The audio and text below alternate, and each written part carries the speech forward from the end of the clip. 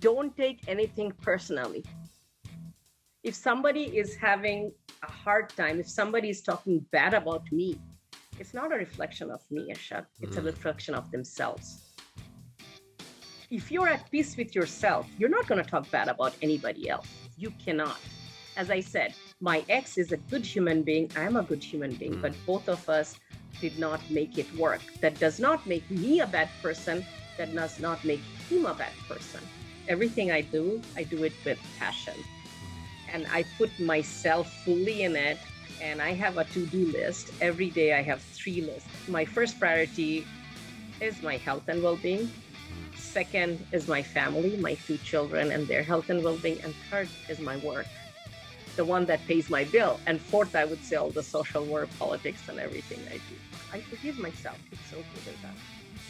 It's okay to fail. It's okay to try your best and not seeing the fruit right away. Just keep on going.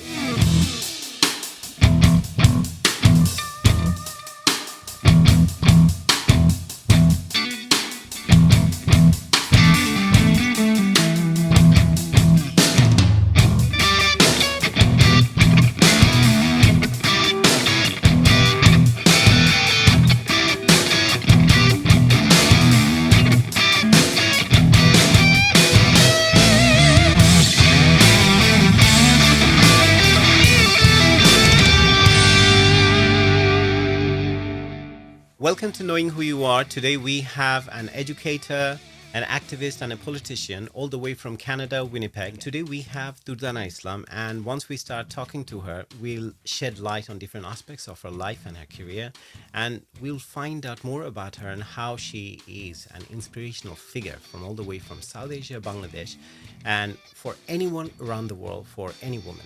So let's start the conversation. Welcome to Knowing Who You Are, Durdana. How are you today? Great, and thanks for having me, Ershad. One of my very close friend, Neha, she mentioned and she shared, first of all, it was a CBC podcast that you have done. When was it done? It's a CBC information radio. It was it's broadcasted at 7 a.m. every morning. Okay. It was done this year. No, not this year, November, because November is considered as the Domestic Violence Awareness Month.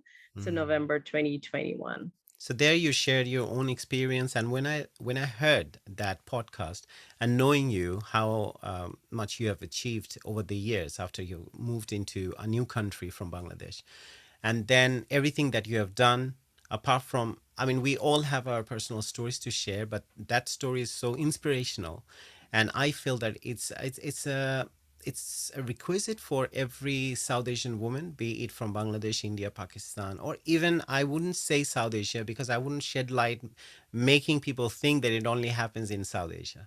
It happens all around the world, but especially for women in general. It's very important to feel empowered, and the resilience that you have showed and how you have overcome everything that you faced in your life.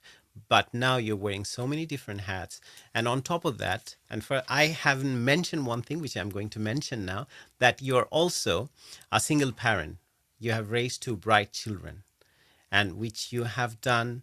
And that's what we will talk about, and why and how do you manage all those things. But since it's a health podcast and we talk about productivity as well a lot, so I would like to ask you, I mentioned you're an educator, you're an activist, you're also running for an office in the provincial government, and then you're a mother of 2 children. You're raising them perfectly. So how do you manage all these things in one go? That's a great question, and this is something I've been asked many times. And what I do is that I just give a smile.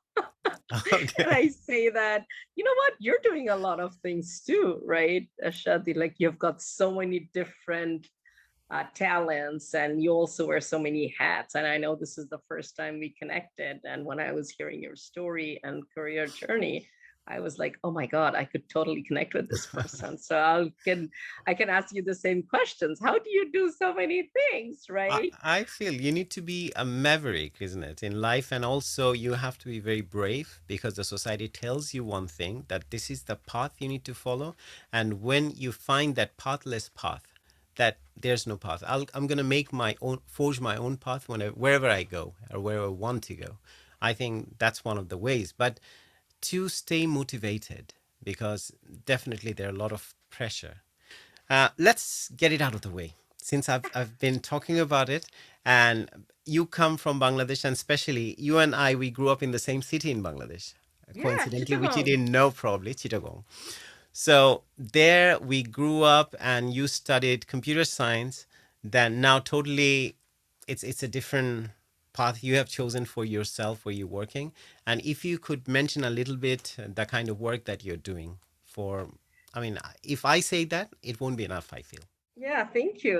This is a great question. And I would like to answer the question that you answered before about how I manage everything. You've said Mm, it very, very nicely.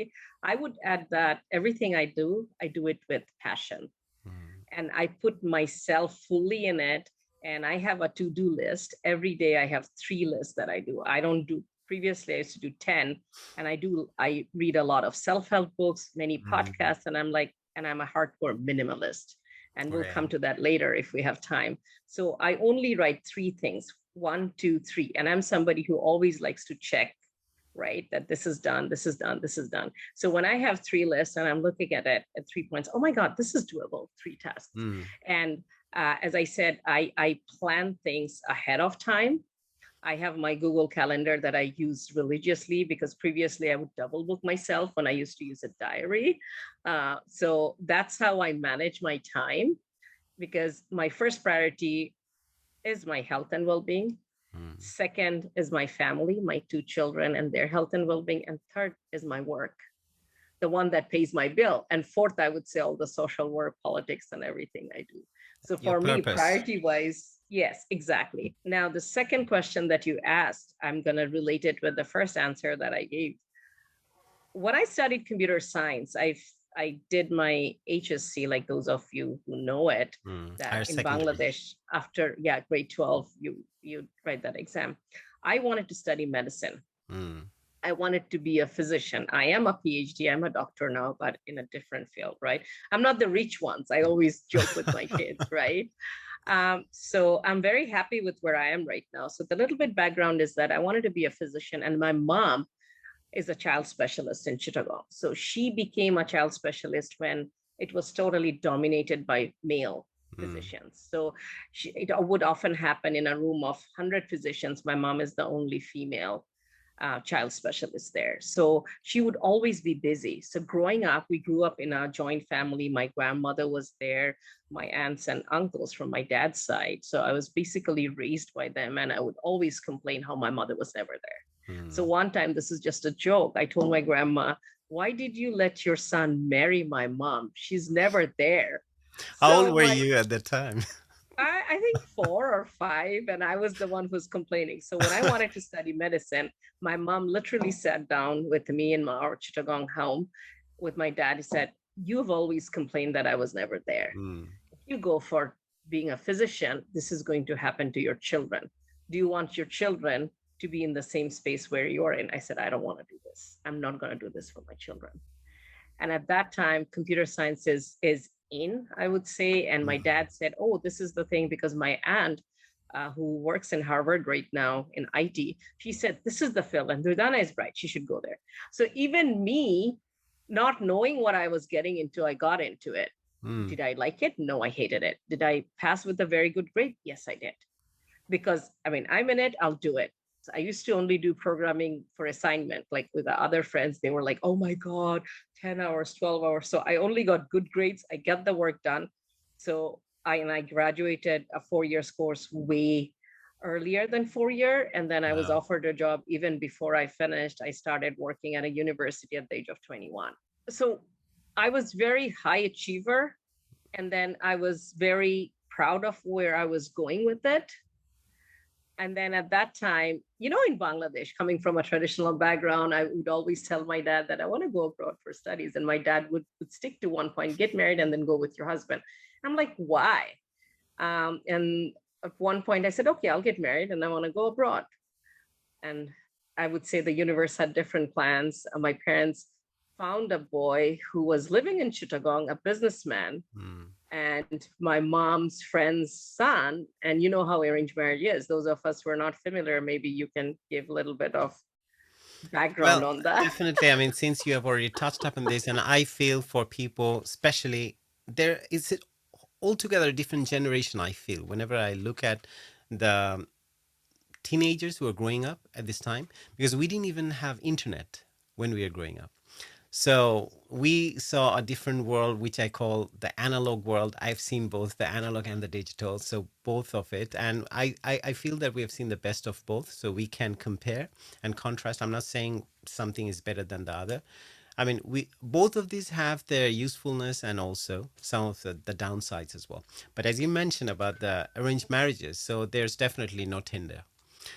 So you don't meet someone online on a dating site. So that didn't happen. That's how was the question. But definitely people met someone, probably your neighbor or someone who is on the rooftop you can see through your window. So that's one of the ways. But most of the time that was still scoffed at, and especially for women. And Chittagong, which I feel that's still quite traditional, still up until this day, and probably a bit more now than before, for a woman to choose her own husband or even someone she would say or bring to her family saying that I want to get married to this man, that was unthinkable at the time.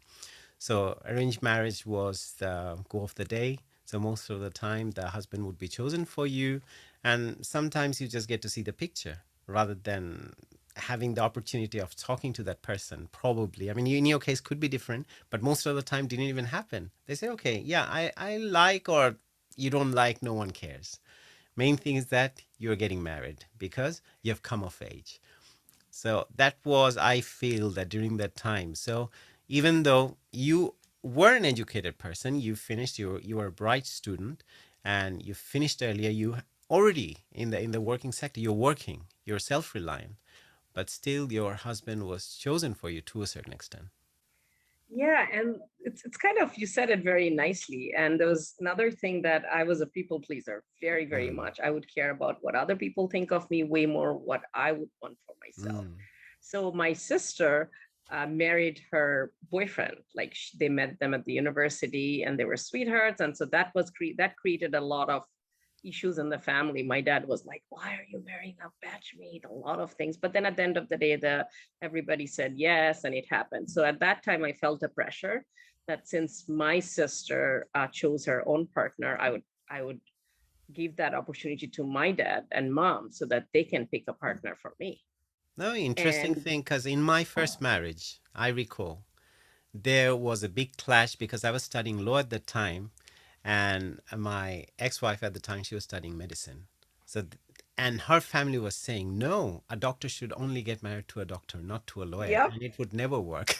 So that was a yep. huge thing. I remember things have changed, thankfully enough, probably, but still, I feel probably in the South Asian households, especially people who are living in abroad or not in the country, I think it's a little bit liberal now in the within the country in Bangladesh.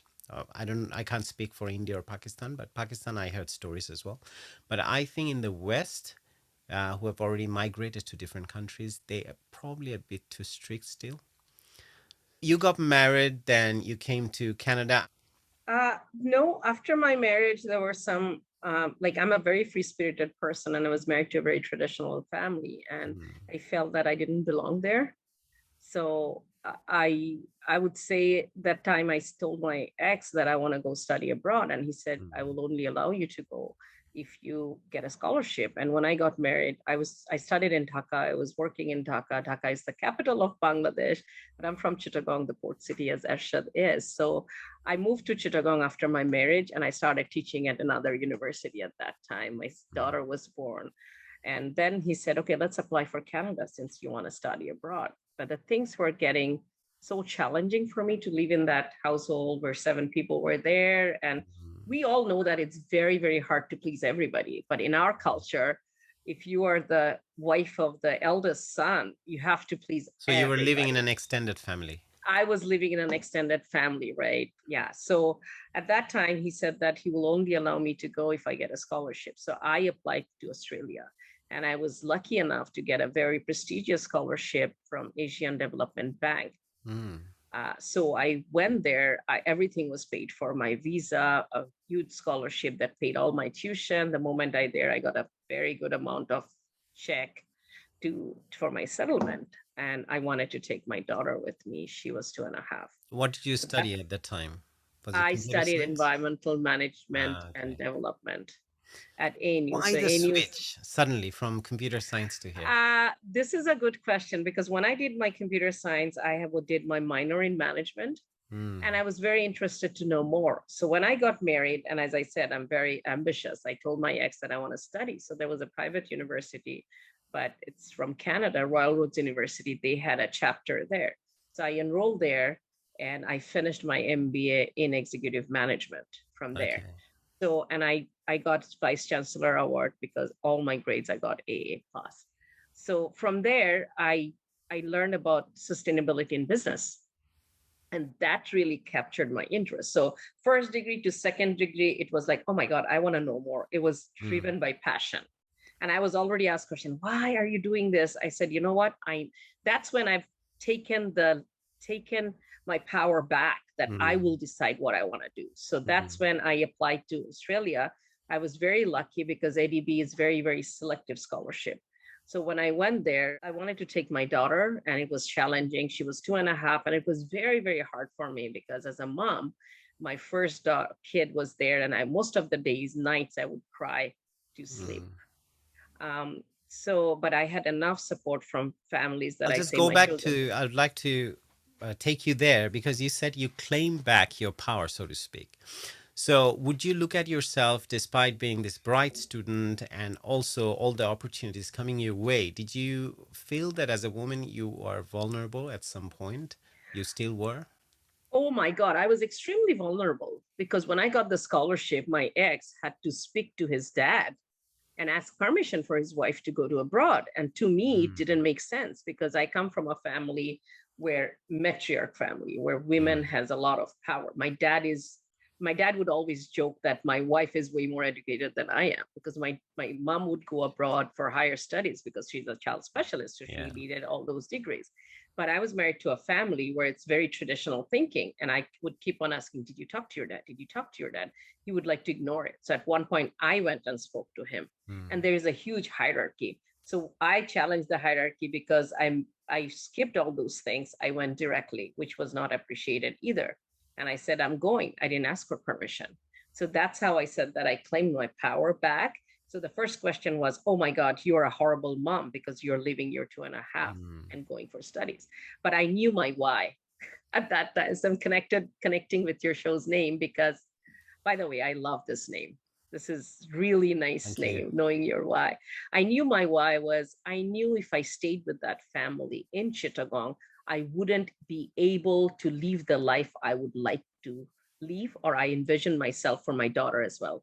I Mm. want her to be an independent person where she can decide her own fate, whatever that is. Being a woman and your daughter, you want the same thing for your daughter because you had been through, and what I listened to initially at the beginning of the podcast, I mentioned that you had been a victim of domestic violence to a certain extent, and you shared that experience with on that podcast.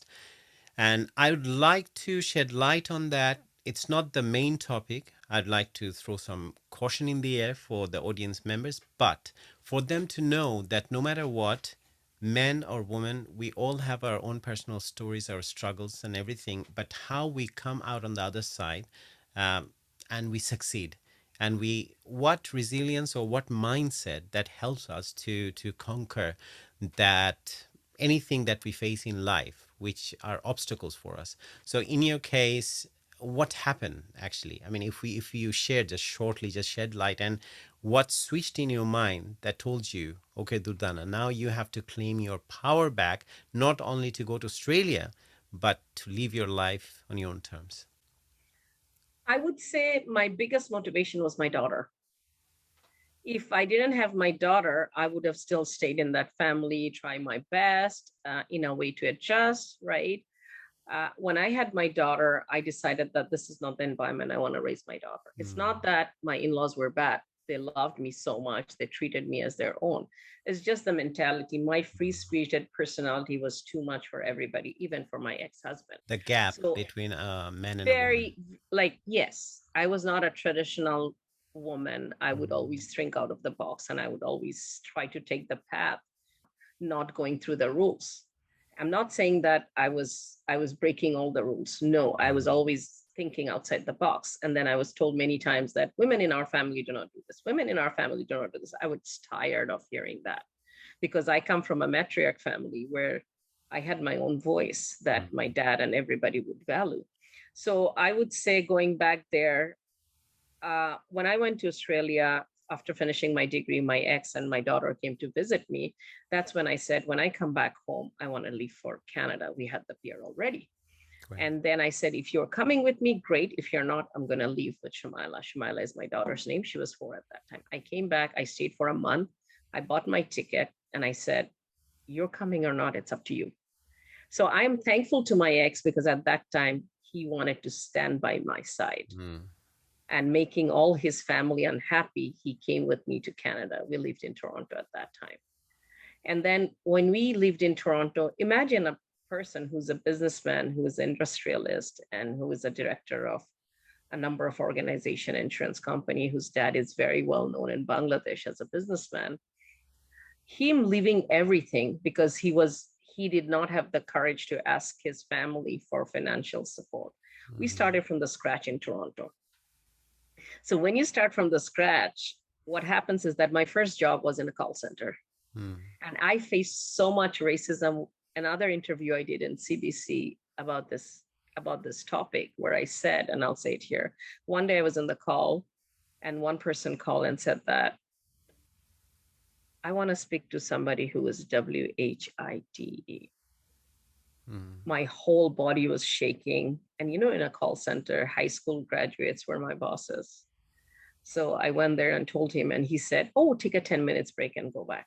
Yeah, probably you would give the same solution, but the other person he or she wanted to speak with would give the same solution that you're giving, but still, it's a demeaning way of saying, "Oh, because it's you who are not necessarily someone that I want to speak with, you can't give me the solution, but the other person knows better than you."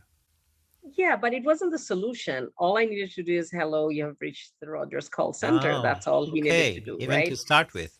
I, Wow. I, I mean, I knew my work. I knew that really Mm. well. So what I would say is that a high school student at that time did not understand the severity of it. So I told him, I'm sorry, I have to take the day off.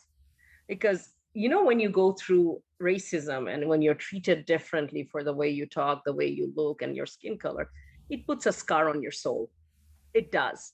Because you Mm. don't know how to explain it unless and until someone went through that, they wouldn't understand. And I'm sure in UK and different parts of the world, it happens to immigrants. Yeah. This is something we go through. And I know folks who have changed their name to get a job in the market, in Mm. the economy, so that they can support their families. I was even asked to change my last name Islam, because Islam is very much related to the Especially, yeah, on religion. top. Yeah. Yeah. So the problem started is that after I had my son, he was born in Toronto, I told him that I'm not going back to that call center. And I Mm. was on leave for a year, paid leave for maternity leave, and I kept on exploring different universities for my PhD. So we had to move from Toronto to Winnipeg, where I am staying right now. And then that's when his sisters were in Toronto, so he didn't want to leave. So he was like, let's try next year. I said, I am not wasting my time. So in Mm. 2010, when I came here, he also came. So he got another job. I don't use the word survival job, something that is not up to his caliber. Mm. And I was doing PhD. I was traveling to conferences. So that's when his ego was hurt badly. I would say it from the broader perspective that he's Yeah. not a bad person. I'm not a bad person, but we were not a good match. We weren't Mm. able to tell, because I am somebody who has a goal and mission. I want to go there. Once I reach there, I'll go in a different level. That's how I challenge myself. That's how I grow. And we all know that we grow when we try to dare ourselves outside our comfort zone. Mm-hmm. So I would do that. And for him, it was very scary, because he wouldn't take the chance to apply for a different job. And he would tell people that, oh, this is Durdana is studying. I want to take care of the kids. And one day I sat down with him. I said, stop saying that. You're just too scared to apply for a job because you may get rejected. So that's when his ego was like, my wife is doing so much, why am I not? And then he's people saying those things, it just hurts. And to me, it Mm-hmm. didn't bother me. Yeah. So things started getting bad. He had anger issues, and at one point he used to abuse me from even 1 week after my marriage. I Mm. don't want to get there, but I Okay. stick to it because of the stigma that we have. Being divorced is something in our society, I would say, in Bangladesh and to South Asian society. All blames come to the lady, girl, woman, wife, because she could not do enough to Mm. please her husband or the family. Exactly. There's no problem with the man because the man is the guardian of the And woman. the other abuse you start getting at workplace and other men around when there's a single woman or divorced woman, and everyone feels that okay, she might be someone who's a little easier. So there are a lot of that. Exactly. Yeah. Exactly. And also in Bangladesh, right now things have changed. If you want to rent a house, if you're single with 2 kids, they're not going to let you rent. Mm. So there's a lot of things. And for me, I didn't want to bring shame to my family. So that's why I stayed. But when the abuse came to my son, the next day I left. So I would like to ask you this question now. You said your reason, your why was your daughter to start with. Correct. So there Correct. are people probably living in a household and also who are not as empowered, which you already had been with your scholarship, your studies, and what you have been doing. Someone who's totally dependent on their husband, say, for example. And I have known probably or heard of women in the society, especially in Bangladesh, they know literally that their husband is being unfaithful and they're doing things behind her back, but they wouldn't say anything because they know that if they get divorced, first of all, the issue you mentioned, that they will be in trouble being a single woman. They would be nowhere. The society would start blaming her for or blaming them for all the wrongdoing on their part. Everything would come on them, on their shoulder. That's one thing. But also, they're not self reliant. How they would support themselves, and even their family would look at them as burdens. So that's one thing when a woman is like that, and on top of that, when they don't have a reason like you had your daughter. So what would you suggest for them, since I know that you have been working for women who are at the moment being in some troublesome situations? So how would you ask This them is to a do? very good question. Right now, I'm counseling some folks, even from Bangladesh, when they hear my story, the podcast you listen to. People reach out to me. I've got a Mm, public profile, Dr. Durdana Islam on Facebook, Instagram, and Twitter. So I give them time. I speak to them. One of the ladies is trying to come to Canada, and her parents are not supportive.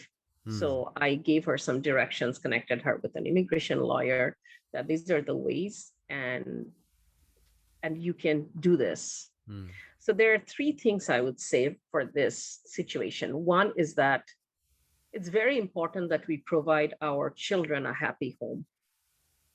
If I am constantly fighting with my ex, there's always tension in the household. And then kids grow up in a place where they think that parents fighting, arguing is normal, which is not normal, which is not healthy. And kids grow up in a very insecure environment. And if there is abuse there, they're witness of the abuse. mm, And that is something that stays with their life forever. So, first, that is the thing I would say, providing a happy and healthier family. And respect is the minimum.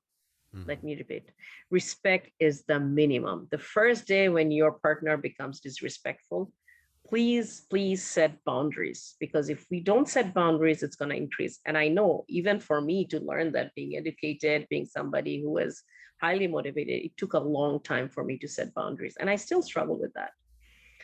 Second thing I said, like, the first thing is that understanding that even if you're divorced, you will be happier. Are you happy in that relationship? If you're not, there is something you need to do about it, because your happiness is very important. When you're happy, when I am happy, my kids are happy because they're seeing me happy. Like, if you ever come to Winnipeg and visit my home, you'll see that my home is filled with love, because that's what we have in the household and that's what we practice. We hug each other, we say we love each other. Second thing I would say is that not having a job, not having the support of your family, the stigma and everything Trust me, your children are way, way more important than all these things. You can fight everything. Trust me. Look at Begum Rokeya. I'm saying it in the context of Bangladesh. When she Mm. wanted to study, she was the first pioneer who started the movement that women can go to school and study. And we all know about it. She came from a traditional background as well. If she can move all those barriers, like our ancestors broke a lot of barriers. That's how I'm here. I'm here, not only I am here, I am representing my ancestors. I carry those knowledge in my gene. Mm. Imagine if you're not breaking the cycle, do you want the same lifestyle for your daughter? If not, do it right now. You can do it in so many different ways. If you're staying in Bangladesh, connect with a social worker, connect with somebody who is working in that field or filled with battered women. Connect with folks. If you want to connect with me, feel free to go to my public profile and connect with me. If you want to come to Canada, I'll be happy to connect with you with the right folks if you want to study. Third thing I would say is go through counseling. Mm. Counseling is very, very important. And I haven't been to Bangladesh for a long time, that there are counseling facilities available in Bangladesh as well. My kids, it's been 10 years since I got divorced. My kids have been going through therapists for the last 10 years, and they're still continuing. And they are very healthy, secure, and happy children. Let me repeat, they're secure, they're very confident. My daughter just turned 18. She knows exactly what she wants. Mm. And I treat her as an individual. I treat my son as an individual. Instead of telling them what to do, I hear their views. Sometimes I don't like their views, and I always say that my happiness is not your responsibility, it's my responsibility. Because in our culture, if you're a wife, oh my God, your husband's being happy is your responsibility. No, that's a total different topic. I don't want to go. So the third thing that I was saying is therapy is very, very important to heal. Because if I am still in a crisis phase, I am going to make decisions, make choices that's not going to be helpful. Mm. Sometimes women coming from this battered situation finds a man Can I who is interrupt and say again in the same something? pattern. Add that, because I don't want people to watch it and say that, oh, she's saying that it's not my responsibility to make my husband happy. We would like to add this, that it's the responsibility of both Oh, parties. absolutely, It's a, absolutely. I mean, you But can't say it's only the women that who are responsible. no, So it has to no, come from both sides. yeah, I would say yes, you're right. That is the broader concept. But when you're in an abusive relationship, it's all on you. Yeah. That's where I was coming from. But Mm. in a healthy relationship, the way you said, it's a mutual and both of you work together. But when you're in an abusive relationship, the hierarchy is like this: the man is there, wife is there. So the Definitely. wife is the submissive one, and wife is the one who's only responsible. From that perspective, I came, Yeah. even for the audience to Now, also, I'd understand. like to add that definitely any change is scary. So, whenever they feel like taking a risk, because risk is just a window of probability, you're thinking, so a good thing can happen, bad thing can happen. So, but uncertainty, it's an emotion, it's a sense that you feel inside. But the moment you think about, normally as humans, we don't think about varieties in life. I'm not talking about variety in terms of different men, different women. I'm saying the opportunities you have in life. And this is why what you have done in your life, studying computer science and where you are now, and what I have done studying law, then I have moved on to a lot of different things and I'm still doing things. So I feel it's just the thirst for variety in life that makes life meaningful. And you feel that, and you also become, every time you achieve something new, you become confident that, okay, I'm capable of that. That's my self worth. So I feel when someone is stuck in a position, be it in a man or be it a man or a woman in a relationship, because men do get abused too. Oh, of course.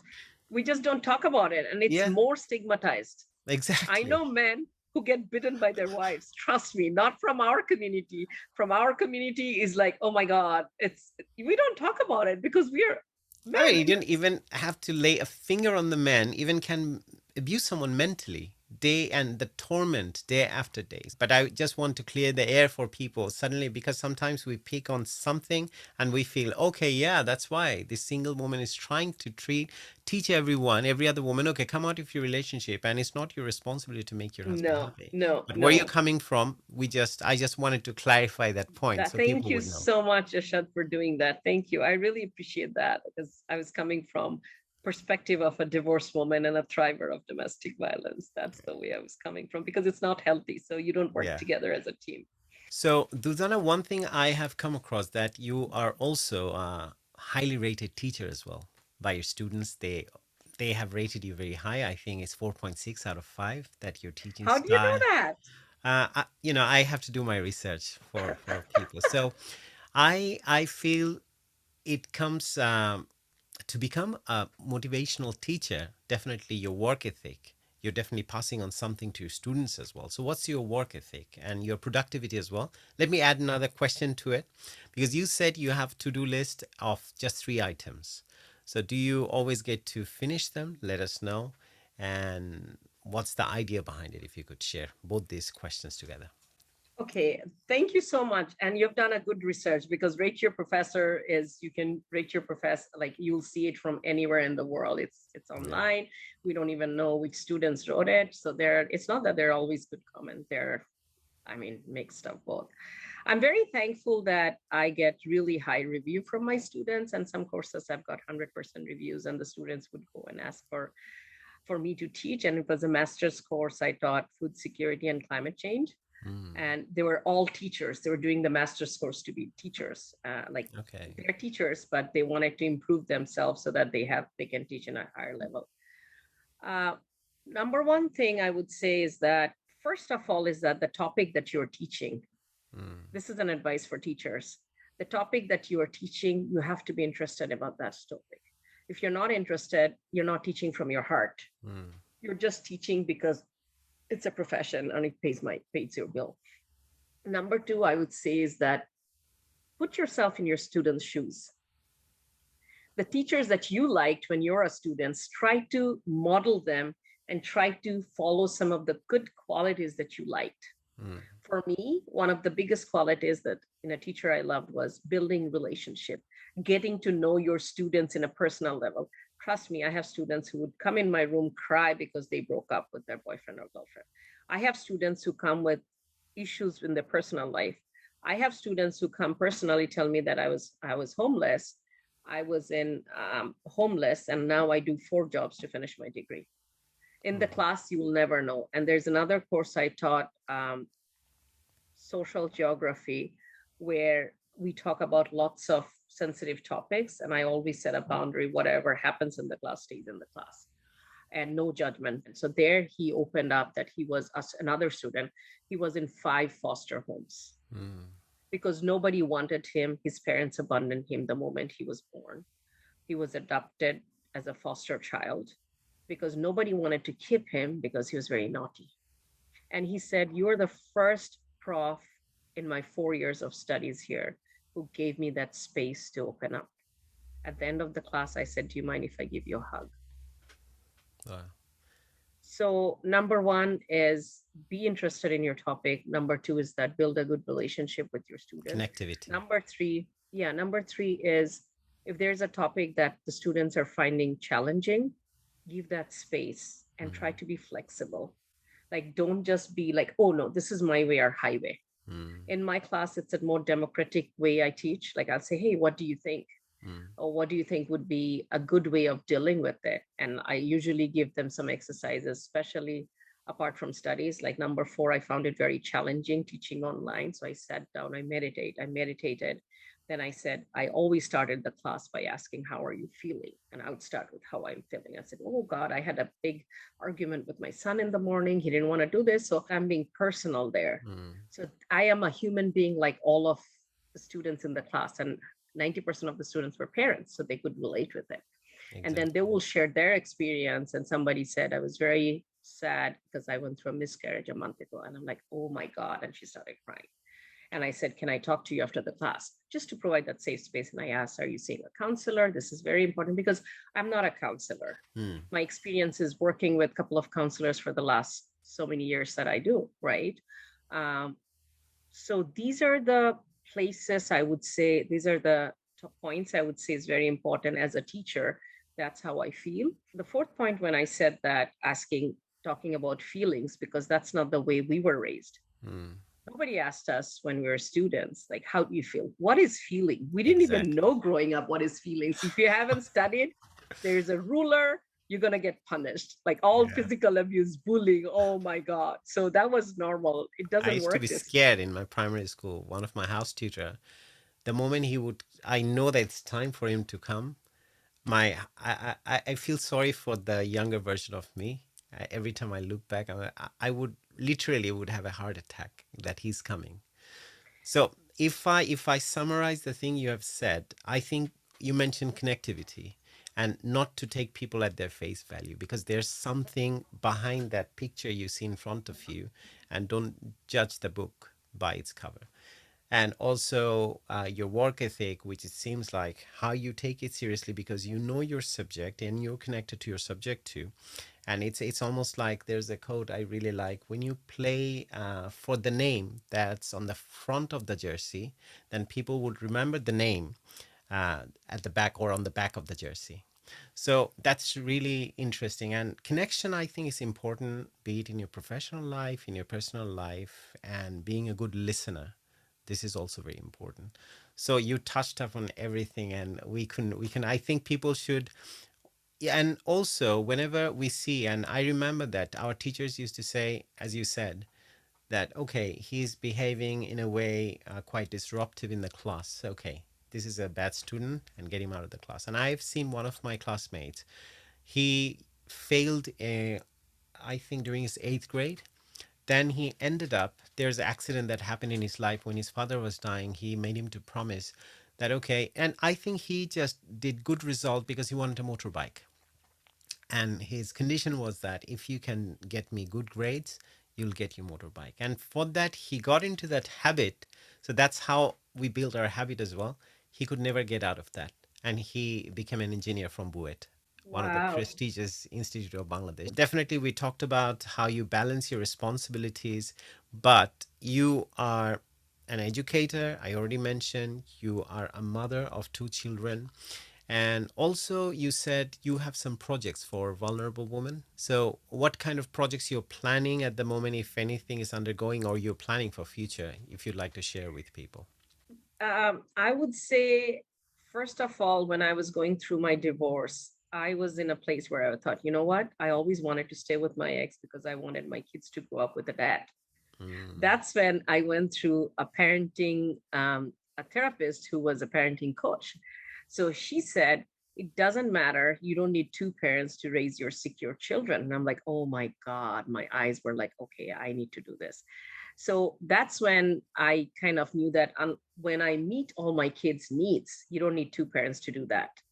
If I'm doing it, my kids are very secure and confident. Trust me, if you mm. meet them, you will know. Very, very confident, and they are very secure and comfortable in their own self, which I was not growing No, up. you Many definitely, of if us you are are not. like that for your students, they're your children. Yes. And then they would say that, remember, growing up is like you're always being compared with someone else who's doing so and so good. Mm, Why did you get 98? What happened to those two numbers? And I'm like, really? As you said, your friend's story. What I would say is that's when, after 10 years of my divorce life, I decided to empower other people. mm, So I took the course myself. So once I took the course, I did a class with 6, 7 Bangladeshi mothers. And I said, I'm going to teach because this is a course that people usually do as a private practice. They'll charge money, you pay for the course, and it's good amount of money. I said, I want to do it for free. And the review of the course was so great that I was like, I want to do it again, but I didn't have the time to do it. So that's one way I was looking at it, that if you're battered, if you're in an abusive relationship, if you know how to deal with your kids' emotional need mm. and how to keep them more confident, you need to work on yourself, and then you can give. Like, you can never pour from an empty cup. We know that. True. Yeah. So taking care of your physical, mental, emotional, and spiritual health is very, very important. I cannot emphasize that more. Second, what I did was, people were coming to me for different kind of counseling, and like, what do I do? So I have connected to one woman, and she went to a shelter, and she said, Durdana, why did you send me there? Because shelters here are very much catered to Western lifestyle. Mm, I would say that following, there's no cultural component to it. I myself stayed in a shelter. There were two single beds, bunk beds. I stayed 2 nights there. I stayed with my 2 kids in a small bunk bed. And at night, this lady opened the door with a torchlight to see, make sure you're there. And it was so much traumatic. There were women who were coming from many different backgrounds, screaming, and their bodies were like marked with bruises and stuff, Mm. and crying. And I'm like, oh my God, this is a traumatic environment. I cannot keep my kids here. So I left after 2 days. There's a different story about that. I don't want to get into details. So that's when I started working with Islamic Social Service Association. I sit on their board. And now I'm representing Manitoba, the province, to build the first ever Muslim women's shelter in Winnipeg. Wow, congratulations. And thank you. We're opening our door in September. And right now, the process where it's at is that we've got the funding and we're doing the work with Sakina Homes from Ontario. They have 5 shelters. And during COVID time, they were working with women from Winnipeg. So many calls because they want to leave their abuser, because what can be the best situation? You're stuck with an abuser in the same house. Mm. That's the best situation for an abuser to abuse their partners. And then they said they wanted to leave, but there's no shelter here. And Winnipeg, Manitoba, has the highest number of domestic violence in entire Canada. So there is a big space that needs to be Is it all catered, and across it different needs to, communities or just a particular community? oh, it's overall in Okay. general. So for Okay. Muslim community, I felt that this is my need because I'm in a different stage in my life. I would like to empower other women. And Mm. this shelter will have like halal food, we'll have a prayer room. And then I was talking to the people that we're going to have an art therapy because I paint. That's a hobby that I have. So all these ways of having women, as you said, when they don't have work, how they come out. And Mm. these people, these women can stay as long as they want. It's not a band-aid solution. So once you get a job, once you can stand on your own feet, once you're out of your trauma, Wow. connected with your therapist, that's when you leave. In Sakina Homes, one woman stayed 3 months with their kids because she wasn't comfortable. She wasn't Amazing. confident to leave. But the shelter where I left, the moment my ex was arrested by the police, I had to leave the next day. And I was literally crying. Nobody in Winnipeg knows I'm in an abusive relationship because I had the face. I'll put makeup, I'll wear expensive Mm. saris, but I was abused, physically abused 1 hour before that and going to parties because that's how I survived, right? Different switches. So, and focused on my PhD. So this is one project I'm working on. I work in the field of climate change. I'm the program manager of Manitoba's climate action team. So I decided we work with 5 Indigenous communities, 5 rural communities. So I decided that I live in an urban community. Why don't we have a climate action team here? Mm. In 57 riding, provincial riding in Manitoba, I live in Waverley. I kicked off the first ever climate action team in an urban riding in Wow. June. I did a video, I posted in my social media, and I said, this is Waverley Climate Action Team. We're having the first meeting in June 7th. Come over. People in Twitter connected with me saying that I live in a different place. Can I come? I said, of course you can come. First couple of people came. We sat down. I said, can you be the executives? So now I'm working with my team, and every single month on 7th, we have an event. So, as we know that you're running for an office in the provincial government, so would you have any projects or any plans that you'd like to extend services similar to this, all the services that you're doing, especially for vulnerable women, even in Bangladesh, where I feel that there's a dire need? Definitely, there are NGOs and non-governmental organizations that they're probably helping, but do you see that that's enough, or do you feel the need that there should be something more catered to the needs to particular areas? Okay, Bangladesh, there's a huge need. Fighting the stigma, people needs to talk about it. Mm. For me, even it took a long time to tell people that I'm divorced. What's your marital status? I'm divorced. Mm. It took a long time because in my head, divorced, oh my God, it's a big thing. No, I'm very proud of where I am. And I always say I'm a mom. So you need to talk about it. There needs to be programs to talk about it. There needs to be people who will sit and talk about like the overall health that gets and well-being gets impacted by that. We need to have people who are trustworthy that you can talk about. For instance, in Bangladesh, you speak with somebody, that's a whole gossip, the whole community knows. And if you say, don't say it, that's the first thing people will call and say that, hey, don't say it, this is what's happening. So having professional therapists is very, very, very important, and they should be accessible. When I get elected, um, I have also spoken with Dolly Begum. She's the first ever elected um, official in Canada who's from Bangladesh origin, Hmm. and she is the MPP in Ontario. That is, like in Manitoba, we say MLA, in provincial legislature, and in Ontario, we say MPP. So I have collaborated with, I speak with Dolly on a regular basis about a couple of projects. So this is where I feel both of us can coordinate and have a project where we can provide funding and training on therapists, how you can provide this help based on the cultural context. Mm. The board where I am in ISA Islamic Social Service Association, that's where Auntie Shahina, she's the executive director, she provides counseling based on the religious side. Yeah. I don't. The last thing I would want for my worst enemy is to go through divorce. Not everybody can deal with it in the same way. And if you have Mm. children, and when you have to go through divorce, you know that you have tried your best, and this is the way you are deciding to go. So, in our culture, and also from the religious perspective, it is told that you try your best. Mm.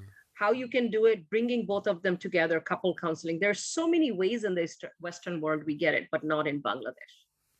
So that is very important to provide that space. And I think when I get elected, there will be many different ways I can So your do life those is ones. shaped with this idea of service, which is very important. That brings the, I think, the higher level of happiness in life, and which I have felt, and I believe in that, and that's why knowing who you are, the podcast. I mean, it's not for me.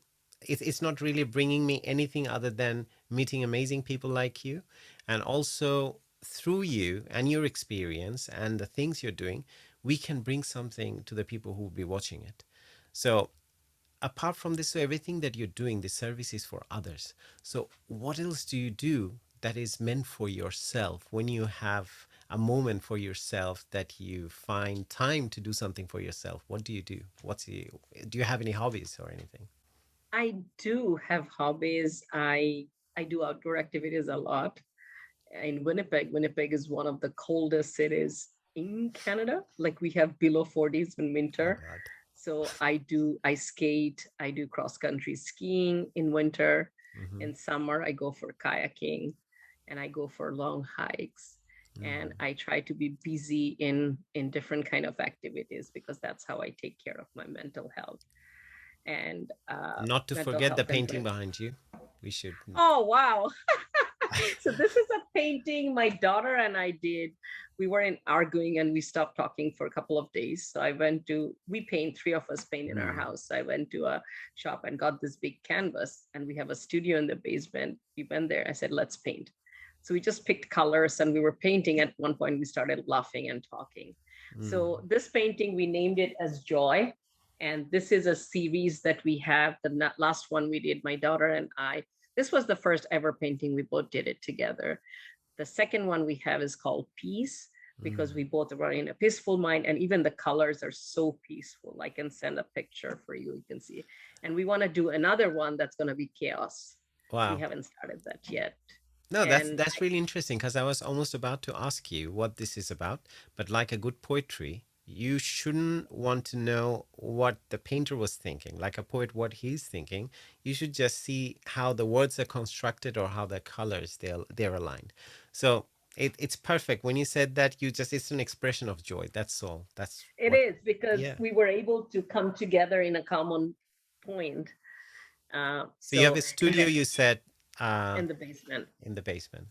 So amazing, Durdana. I mean, there's a lot. I mean, trust me, I wanted to shed light on different things. Anytime you start talking about a topic, I feel, okay, I should know a little bit about that.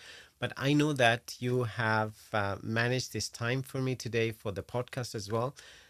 You're supposed to go to Vancouver, I think, in a couple of hours. Tonight. So Yeah. still, you made time. Thanks for that. So before we end the podcast, is there any simple nugget of wisdom, if you'd like to share, that you felt that you always hold close to your heart in your life? That whatever you do, wherever you go, that's one thing that you always remember. Is there anything like that that works for you? You'd like to share? Yes. There's one thing that I really strongly believe in, And this is a part of the speech of Theodore Roosevelt. And he said that in France in 1910. This is the name of the speech is A Man in the Arena. So I always feel that I am the person in the arena, and I will say that it is not the critic who counts, not the man who points out how the strong man stumbles, or how the doer of deeds could have done them better. It is the man, the credit belongs to him who is actually in the arena, who stumbles violently, whose face is marred by dust, by sweat, by blood, who errs, who comes short again and again, who at the end, if he wins, can taste high achievement, who at the end, if he fails, at least fails while daring greatly. Wow, great. I am in the arena, you're in the arena, and many of us who are listening to this are in the arena. So let's keep on fighting and daring greatly. I think the first By the question I way, asked you at the beginning of this podcast, I think we found the answer now. Being comfortable with failure. That's the correct. key to your success.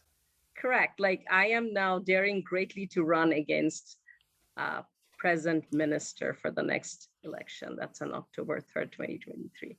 Many people said, are you sure what you're doing? You know what you're doing? I said, I know exactly what I'm doing. I do a lot of social work. I work in the community, and I do those things for free. And if that becomes my profession, I can do more. I'll have more resources. Yeah. And I believe in the way you said, I believe in servant leadership. That's how Mahatma Gandhi did. That's how you say our father of the nation, Sheikh Mujibur Rahman, did. That's how many of the great leaders, if you look at Barack Obama here, they are the one who has believed in that. And the term that is coined by servant leadership, I really, really love that.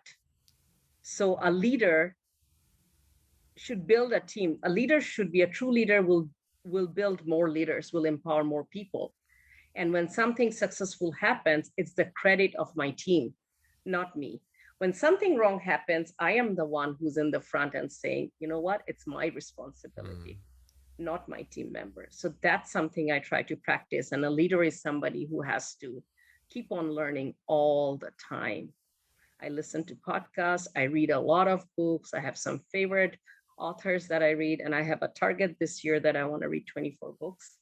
I don't know. I haven't. What's your favorite book at the moment, if you'd like to Right share? now, I'm reading the book of Brené Brown. I have it, in fact, in my table right now, Dare to Lead. I was just about to say that probably. I was like, Dare to Lead. Really? And that's where I got the quote. And I felt that I could connect with that quote anytime. And before I go, the last thing I would say is that I remember you asked me the 3 lists that I have points. Am I able to do it every day? No. Sometimes it happens that I'm not able to do a single thing. So there's again another book I read where it says that there are 4 points in life that you need to follow. One is that be impeccable with your words. Always use kind words. Whatever you say, be kind to each other. Communicate using kind words, even when you're speaking to yourself. Sometimes we say, oh my God, I'm such a failure. No, I've got challenges and I'm trying my best to overcome those challenges. Like even changing the words in a way your brain hears, because word has power. Second thing is that don't assume, always ask questions. I can assume that, oh, my partner is thinking that, or maybe he's doing this. Ask that question. Where have you been? What was going on? Provide that space, right? Communication. Yes, that is. And the third thing is very interesting that I always like is what others do is not about you. Don't take anything personally. If somebody is having a hard time, if somebody is talking bad about me, it's not a reflection of me, Ershad. It's a reflection of themselves. If you're at peace with yourself, you're not going to talk bad about anybody else. You cannot. As I said, my ex is a good human being. I'm a good human being, but both of us did not make it work. That does not make me a bad person. That does not make him a bad person. And the fourth thing, it's last but not the least, is always do your best. Your best will be different in each day. One day, my best is, oh my God, I do 3 things and I would pick up a couple of things from the next day. One day, I'm so feeling bad, demotivated. I cannot even do one thing. I go for a long walk. I forgive myself. It's okay, Durdana.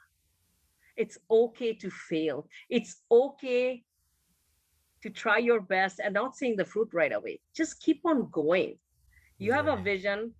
You might see that now you're seeing darkness in that vision. Trust me, I wanted to give up my PhD so many times. I was going through divorce, I had kids, financial hardship, everything. But one thing I realized, there will be light at the end of the tunnel. And you grow through that. Don't you realize that? You grow through that challenges. Yeah, that's the growth now that I'm comfortable now. Because there used to be a time when things would happen, I would get so nervous. I said, "Oh my God, what's the way out?" So your how you're finishing up, it reminded me of this quote by Rabbi Hillel. He said that if I'm not thinking about myself, who will there be to do that? And if I'm just thinking about myself, that's all I'm doing. Who am I? So I love it. I love that. Do you mind to send the quote to me? I definitely, love that I'll quote. do that because it encompasses the idea of service at the same time love for yourself, which we most of the time forget. So Durdana, we have reached the end of this podcast with you. Amazing time I had. I was just listening to Spellbound. So where can people reach you if they want to access anything that you're doing? They want to know more about your work. How can they find you? My email address is dr.durdanaislam@gmail.com. So Dr. Durdanaislam@gmail.com. Again, dr.durdanaislam@gmail.com. My Twitter handle is Dr. Durdana Islam. My Instagram handle is Dr. Durdana Islam. My Facebook, that is my public profile, that is called Dr. Durdana Islam. So you can find me in any of this. And I am very active in LinkedIn as well. If you want some professional advice, how to come to Canada, do your PhD or master's, you can always connect with me. In my LinkedIn profile is Dr. Durdana Islam. What I would say is that since I'm one person, I won't be able to answer you right away. And please do not take that personally. It's not that just because you're not hearing from me, that doesn't mean that I'm ignoring you. Please don't take it personally. I'm saying it. And I'm planning to do some videos about how you can come to Canada for PhD and master's, because I've been asked by, I think, 10 people now, and I've spoken with 2, spending 2 hours of time. And I'm like, okay, how can I do it in a more effective way? So Durdana, on that note today, thanks a lot for making the time. And I hope you have a safe journey today, later part of the day. After 2 hours. After 2 hours. Yeah. No, definitely you're a very dynamic person. I feel that you'll have all the energy to do that. And then after reaching there, you will spread some more light among people. So have a good day. Thank you. Thank you so much for having me, Ershad. And it was really good talking to you and getting to know you. I hope it's the beginning of a great friendship. Definitely. It's our pleasure. Thank you.